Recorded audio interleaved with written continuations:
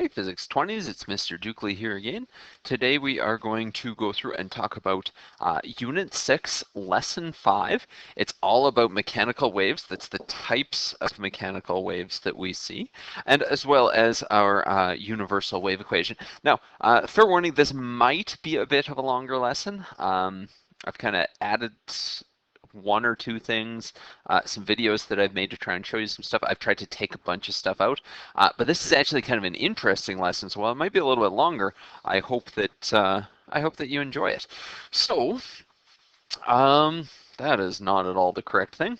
Um, just showed you some chemistry stuff for a second. So anyways, let's jump right in. There are two types of waves that you are responsible, two types of mechanical waves that you are responsible for in Physics 20. And I guess you should also start with mechanical waves. Mechanical waves need a medium, so they need some matter to travel through. So the two types are transverse waves and longitudinal waves, and there is a third type of wave, which I'll mention very briefly, but not actually part of this course. So when we talk about transverse waves, they are waves where the particle motion is perpendicular to the wave's velocity. And we look at this wave kind of, it looks like a classic wave. So I'm going to actually show you at this point right now, I'm going to show you transverse waves. So here I am. Let's see, I don't know what the sound's going to look like on this one, but I'm making some transverse waves with Mr. Dyer on the floor, and special thanks to Mr. Poon, who is recording this. Oh, that's the felt pen still. Let's delete that. Let's hit play. Oh, I can hear it on my speakers. I don't know if you can hear it on yours. So things to notice with this. I hope you can't hear that. That's embarrassing. Let me turn that down entirely. So things to notice with this, and I think even with this, I can turn it to ridiculously slow speed, which is kind of nice. Very, very, very good. Okay, I'm about to make a transverse wave pulse. And notice what I'm doing with my hand. My hand is just moving side to side, but the wave is being transferred from myself over to Mr. Dyer. Okay, let's check that out. Very nice. I hope this is coming through on your screen okay. So let's see. Hand movement. I haven't practiced this in slow motion at all yet. Hand movement, straight to the side, and there's that wave pulse that carries down all the way over to Mr. Dyer, bounces back, that's Miss McCoy's kid, by the way, bounces back and comes all the way back to me. Perfect. If I skip forward a little bit here, let me turn it on to regular speed, normal speed, and we'll skip forward just a tiny little bit. I'm going to start to make waves, but they're going to repeat. So I'm making a wave over and over and over again. They're bouncing off Mr. Dyer, and they're bouncing back. They're actually bouncing back in phase. And I put this piece of red tape on here because this piece of red tape really shows us where the particles are moving. So the wave is moving from side to side. The wave is moving from side to side like this. So back and forth like this. But where's this little red piece of tape moving? Piece of tape is just moving back and forth in that one spot. So it's vibrating in one spot. Perfect. So there is the big idea. How do I get back to that? The big idea is for this transverse wave. So what we want to do with this is we want to be able to predict the next place where each of these particles is going. So I got a blue particle right here. If the wave is going in this direction, the next part of this wave, and do you remember all the terms from this? So the top is called a crest, the bottom is called a trough. So the next part of the wave that's going to hit that blue dot is going to be this crest. It's as if this crest is going to be shifted over like this, because remember, it's the wave that's moving, not the particle. So the whole wave is going to be shifted. So that means that blue dot is going to be shifted up to here. So in all reality, that blue dot has moved upwards. I realize you cannot see the arrow there. So the blue dot has moved upwards because the next part of the wave that's going to hit it is the trough. If I were looking at this next dot, I'll color it green just because it's the next thing that's right here. What's the next part of the wave that's going to hit that green dot? Well, it's going to be the trough. So it's going to move down as that trough shifts over, so shifts from here to here, and it's going to shift down, and it's going to be moving downwards at that particular freeze frame in time. The red one, next part of the crest, or sorry, next part of the wave that's going to hit it is the crest, and it's going to be moving up. So in each of these particles, realistically, it's just vibrating up and down and up and down and up and down while the wave moves side to side. Cool. Next type of wave that I want to talk about are longitudinal waves. So longitudinal waves, let's check out a quick video on longitudinal waves as soon as I figure out how to get out of this. Maybe I'll go sit at my computer, actually make it a little bit easier. This is the reason why I thought this video might be a little bit longer. My apologies for this. I didn't know how to navigate between two videos at the same time. So longitudinal waves, here we go. Make that a little bit bigger. So I just sent, let's slow that down a bit, dang it. This is embarrassing for me. Slow that down a little bit. So I am sending a longitudinal wave towards Mr. Dyer in this one. So notice which way my hand moves, notice which way the wave moves. So my hand is moving, I pull it back, I push it forward, and I pull it back to its original spot. And you saw that wave, very blurry because it was going very fast at the beginning, but this part's not so bad. You see that wave, there it goes, traveling along. This is kind of blurry. I really hope this shows up on your end, but there goes a wave. Very nice. There's me looking at Mr. Poon. He's giving me video directions probably. Looking at him with lots of adoration. So there it goes again. You see the wave travel all the way over to Mr. Dyer. Kind of dies out by the time it gets to Mr. Dyer. Very nice. One thing that I want to show you and I want to focus on here, if I ever get there, there it is. There's that red piece of tape again. And you can see I'm now sending a whole bunch of different types of waves. So my hand pushing over and over and over again. You see the compressions as they go through. And where's that red piece of tape vibrating? Just back and forth in place. So now the particle vibration is parallel or in line with the wave. So there's our longitudinal waves. And you can see those waves traveling through the spring there. At least I sure hope they show up. Dang it. At least I sure hope they show up on your end of the video. So one very common thing that we'll be looking at with this is sound waves. Sound waves are longitudinal waves. Sound waves are longitudinal waves. So here's a speaker, not a felt pen. Here's a speaker. Excellent, there we go. And that speaker, you know, the cone of the speaker vibrates back and forth and back and forth and back and forth over and over and over again. What that does is it causes compressions in the air, just like my hand was causing compressions in the spring. Now, there's two terms that we need to know about. There's compressions, which I think are fairly obvious. They're areas where, in this case, air pressure has been, or the air molecules have been squished together or compressed together. But there's the other section of this, rarefactions, which follow just on either side. Well, I guess on that one it's not really there, but there and there and there. And that's where it's actually stretched out a little bit. So it's harder to see in the spring, impossible to see in air, but in these like representations of air, you can kind of see where it's spread out a little bit. Very nice. Okay, I hope this makes sense. So they are produced, these longitudinal waves, by parallel vibrations. Now, parallel vibrations, if we've got a tuning fork, we hit the end of a tuning fork, the tuning fork goes back and forth like this, which causes, again, compressions, rarefactions, compressions. Compressions are when it's moving out, that's this one, and squishing the air. Rarefactions are when it's moving the opposite direction, moving in and stretching that air out. Same idea with the spring. Cool.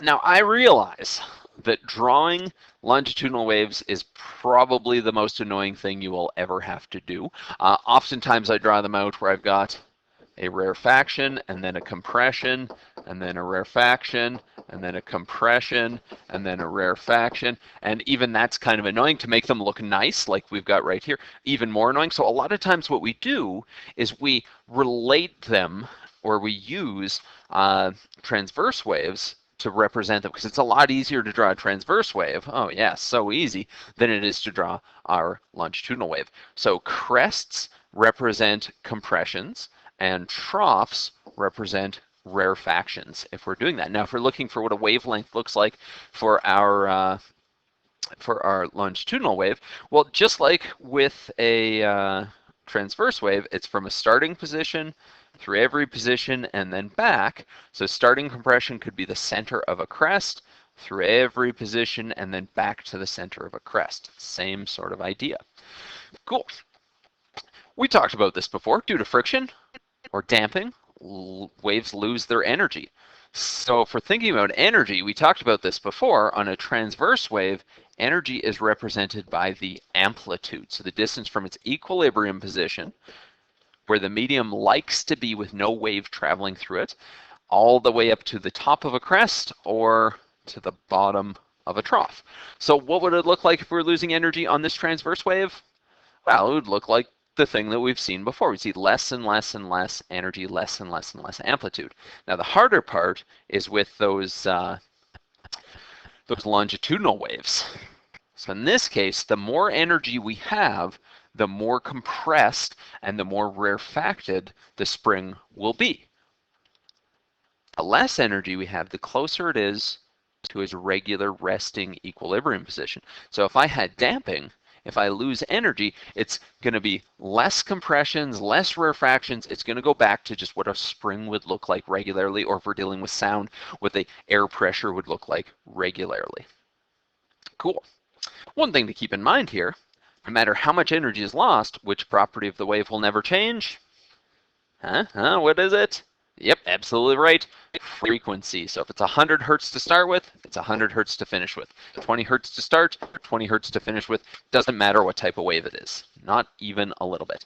Now, the third type of wave, which I promised we would talk about, but you don't really need to know about for a curriculum, is surface waves. They're kind of neat. Water waves are sort of thing. So when you go to West Edmonton West Edmonton Mall Water Park, when it opens back up and you're playing in the wave pool, you'll notice when you're sitting there, draw some little floaties on you and stuff like that, you don't just move up and down, and you don't just move side to side. When the wave comes over, you kind of get pushed up and then back down and up, and actually I think it'd probably be more like this. Up and then back down. Now that looks like a scribbly, almost looks like a mouse, to be honest with you, but needs a longer nose if it's a mouse. Okay, now it looks like nothing. Anyways, so it's kind of moving up and down and back and forth at the same time, those water waves that we look at. So the cool thing with this, and this is one of the things I was debating cutting out, but this is just so neat and part of our lives, earthquakes. Earthquakes happen all the time, and they happen typically at tectonic plate boundaries where they're grinding against each other. There's three waves that tectonic plates can move. This one is called transverse movement. There's also where the waves are moving directly, the tectonic plates are moving directly towards each other and directly away from each other. Most earthquakes come from, especially the really big earthquakes, come from when they're moving towards each other. Some earthquakes come from the transverse, and few earthquakes come from the divergent or moving away from each other. Now you might be thinking to yourself, oh yeah, Mr. Jukely, there's not that many earthquakes out there. A cool place that you can check out, this is my coloring on it? Probably. Yep. Is the USGS, that's the United States Geological Survey. They have what's called seismometers all over the world. Maybe I better refresh this because it might be from yesterday as well. They have seismometers all over the world recording, and it'll actually show us all over the world earthquakes and the magnitude of the earthquakes. So things to notice with this. Let me go back to the computer here. Things to notice are, this is in one day, in 24 hours, magnitude 2.5 plus earthquakes. There are 48 of 49 shown in this area. In one day, 24 hours, there have been 49 earthquakes. Pretty crazy. If I go to 7 days, notice how it fills up. In the last 7 days, magnitude 2.5 plus, there have been 427 earthquakes around the world that have been measured. Now, if I go to 30 days, look what happens. Oh no, the current selection includes more earthquakes than your device may be able to display. I click on it, continue anyway, and it is wild. In 30 days, there has been close to 2,800 earthquakes across the planet. They happen all the time, all the time. Now, I mentioned that seismometer. If you click on, I went to seismometer demo. Where's the thing I actually wanted? Anyways, if you go to this USGS, United States Geological Survey, just look that one up. There's all kinds of different things. How do I make my own seismometer? What are they? Build your own. instructions, amateur seismologist. There's so much interesting information on this website. It's definitely worth checking out. Cool. Okay, so back to the thing right here. Again, trying to rush a little bit, but not doing that great of a job. There are all three types of waves that are given off by earthquakes. There are primary waves, primary because they travel the fastest and show up at a place first. They're longitudinal. There are secondary, they show up second. They're transverse waves where the earth motion is up and down. And then there are surface waves. They show up last and they are the most destructive, but luckily they travel the least far. The surface waves are the ones that do the most damage. So when you see pictures like this, probably from surface waves. Most buildings, if they're in earthquake zones, actually have stuff built right in to prevent them being damaged by earthquakes. And it's all got to do with Newton's third law. Do you remember Newton's third law? Third law states an object at rest likes to stay at rest. So if I had a building with a fixed based foundation, the foundation is where it's attached to the earth itself. So that means this is fixed, the entire building is fixed. We know that as the earth starts to vibrate back and forth, the building's going to want to stay where it is. If I had it on bearings, same sort of idea, except now it's not necessarily fixed to the ground. So the earth can vibrate back and forth, but the building can actually stay where it is, at least more significantly. So the ground moves to the side. The building, the top of the building wants to stay where it is. That creates a lot of stress, a lot of pressure on the building, which can cause the building to collapse. Whereas if it's on bearings, the whole building stays where it is, stays in a nice, neat line, and less damage to the bearing. Okay, I kind of already showed you a bit of this stuff, so stuff to check out. Last part of this lesson is all about speed of a wave. And we've talked about this before a little bit, I believe, but today we go into detail. Remember, frequency never changes.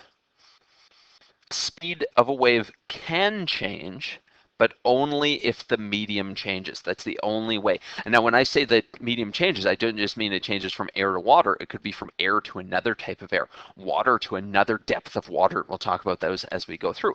So for example, number one, all sound waves travel at the same speed through the same air as long as it's at the same temperature, right? Doesn't matter what frequency it is, right? So I do my best A note, ooh, or my best B note, ooh.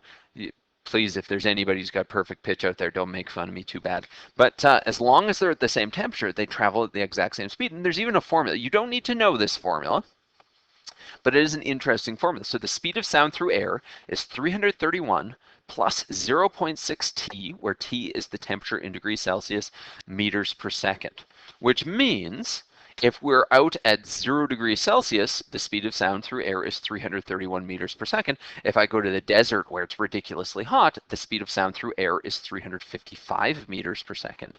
Pretty cool. Another example of this is water waves. Water waves travel at the same speed through the same medium. Same medium in this case means same depth. So we talk about the depth of water. So a great example of this, going back to those earthquakes, is tsunamis. So tsunamis happen when an earthquake happens underwater. One thing typically gets slammed downwards. One tectonic plate gets slammed upwards, which creates this bubble of a wave that goes upwards. So pushes the water upwards. Then that water wants to fall downwards and creates our wave. In deep water, tsunamis can travel ridiculously fast, and I mean ridiculously fast, hundreds of kilometers per hour in deep water. But when they get to shallow water, they slow down significantly. And this is also why waves curl, they get bigger towards shore, and then they curl and they fall over. So we've got this this water that's coming really fast, pushing from behind. It slows right down in front. It builds up in front, and then it starts to push. And the deeper it is, the faster it goes. So it starts to push and starts to go a little bit faster on the top than it does on the bottom. And that's where we see this curling of the wave as it goes over. Pretty neat, pretty cool. This is a tidal wave from, like, I don't know, The Day After Tomorrow or some cheesy film like that. I don't know. So something to keep in mind. The source frequency has no effect on the wave speed. So high frequency, low frequency, short wavelength, long wavelength, it's all the same thing, right? All the same speed, right? The only thing that you can do to change the speed is to change the medium. Again, loud, quiet, high energy, low energy. So remember, amplitude is related to energy, same speed. Cool. So our universal wave equation, this is where the mathy part comes in here. Our universal wave equation. So then when there is one cycle of a vibration, one wave is created. So one cycle of a wave typically looks like this, from a starting position through every position and then back to the starting position. So one cycle, and when we talk about that, one cycle of that wave, the amount of time that that takes is our period, right? Cool. And then we know that period is related to frequency. So frequency is how many of these cycles are created in a second. So period is 1 divided by frequency. We've seen that before. It's an inverse relationship. Our universal wave equation is not a very difficult equation. It's 3 variables all multiplying. I've got the speed of any wave is the product of its frequency and its wavelength. So V is equal to frequency times wavelength. Frequency measured in hertz or cycles per second. Speed is measured in seconds, and wavelength has to be measured in meters.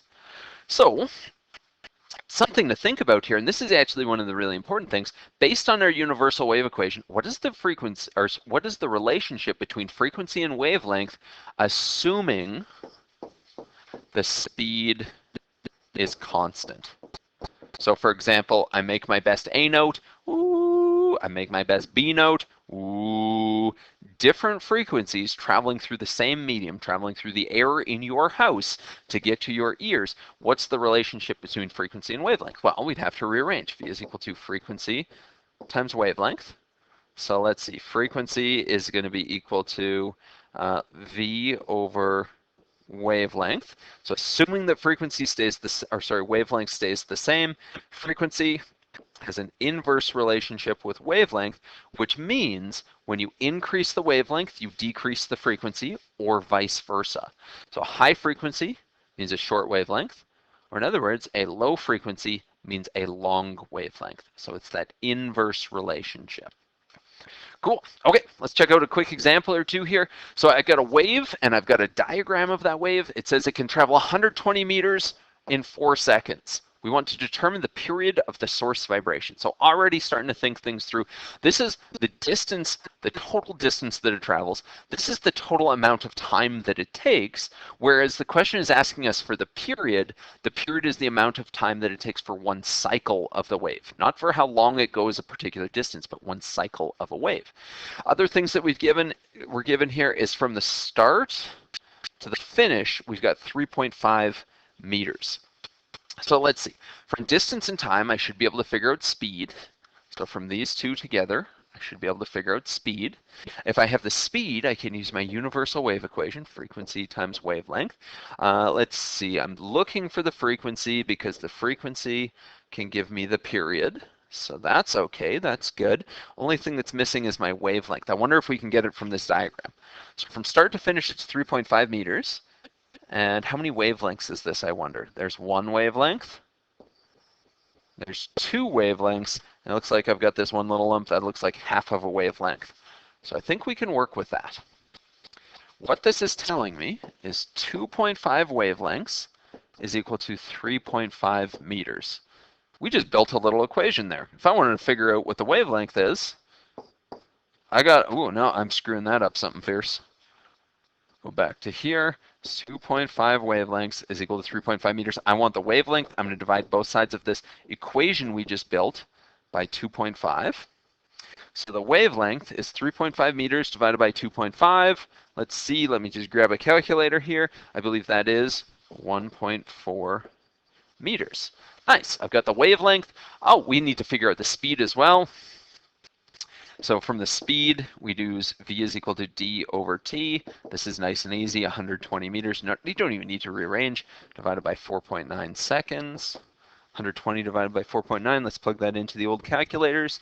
I think I get 24.49 meters per second. Nice. So now I've got the wavelength, I've got the speed. If I can find the frequency, why didn't that scroll down?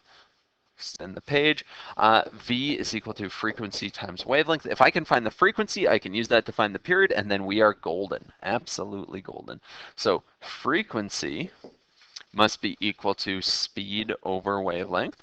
So 24.49 meters divided by our wavelength, I've already forgotten, 1.4 meters. And again, get out the old calculator. I get 17.49 hertz. Cool, okay, so now let's see, I can look at this and I can say period, that's just the inverse of frequency. So 1 divided by 17.49. Cool, okay, calculator this up. I get 5.72 times 10 to the negative 2 seconds as my period. Now, just as a little recap, I know I'm rushing through this. I don't want to spend your whole day watching these boring videos, but just as a recap, we went through and we looked at a couple things. Distance and time are not the same thing as period and wavelength.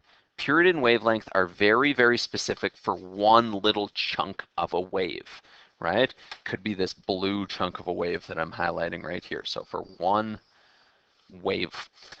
Whereas distance and time are the total distance that a wave can go in a particular amount of time. Cool. We used our diagram to figure out the wavelength. We used the total distance and the total time to figure out the speed. We used our universal wave equation to figure out the frequency, and we knew that the frequency and the period had an inverse relationship, so we used the frequency to figure out the period. Cool, excellent. Oh, that's just that. Okay, one last little problem here, and this just sort of shows us one extra thing. We got a water wave generator that creates 200 oscillations in 19.1 seconds. What can we get from 200 oscillations? 200 oscillations means 200 vibrations in 19.1 seconds. Well, we could get the period, which is the number of the time divided by the number of vibrations, or we could get the frequency, which is the number of vibrations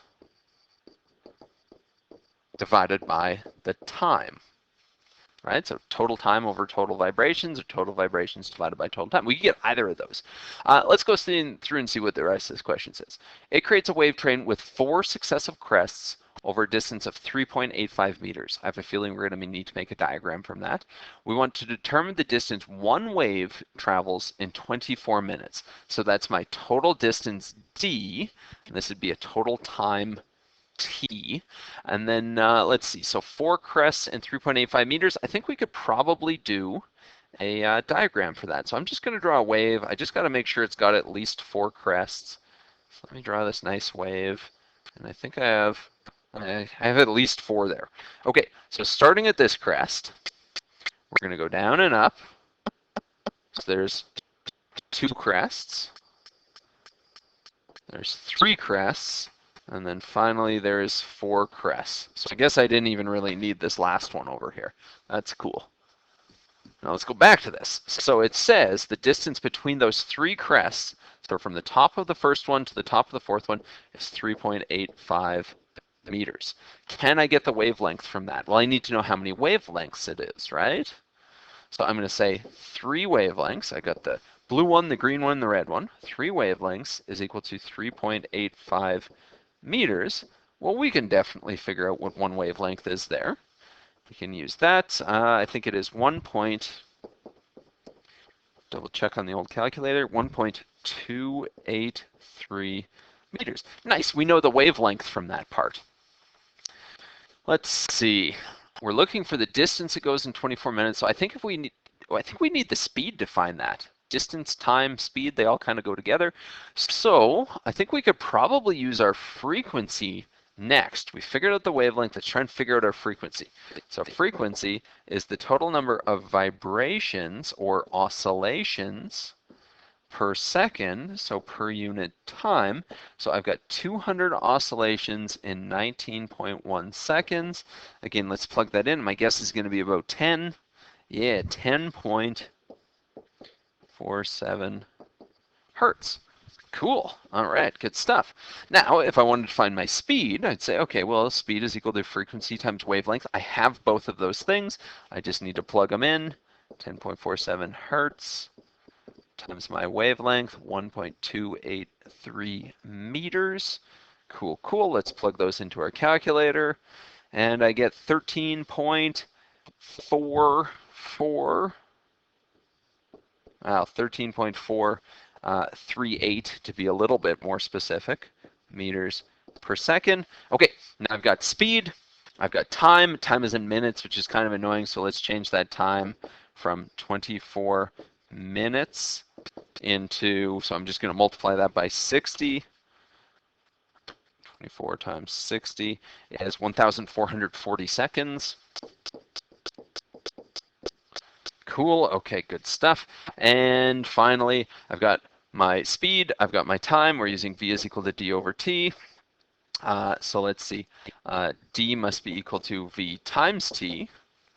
So that's going to be 13.438 meters per second. This is going to be a big answer, 1,440 seconds. So the distance must be 438. Let's see, 19.350 kilometers. I don't know why I did that. 1.94 times 10 to the power of 1, 2, 3, 4 meters, or if you did what I did, 19.4 kilometers. Cool. Okay, so I know we rushed a little bit there. I know we rushed. Big ideas. Our universal wave equation is not a very difficult equation. Sometimes the diagrams can be a little bit tricky. So like the diagram that we've got drawn up here can be a little tiny bit tricky. Sometimes the definitions can be a little bit tricky, understanding what you're given and what you can find from that. And that's how I solved this problem, is understanding what I'm given from pieces of information and what I can find from those pieces of information. And just note that period is not the same as time, and distance is not the same as wavelength. I think that's sort of the big idea from this one. Cool. That is, I think, it. Where's my last page so I can draw something for you? Good job, Physics 20s. You're almost there. I'll let you get to it now. Bye for now.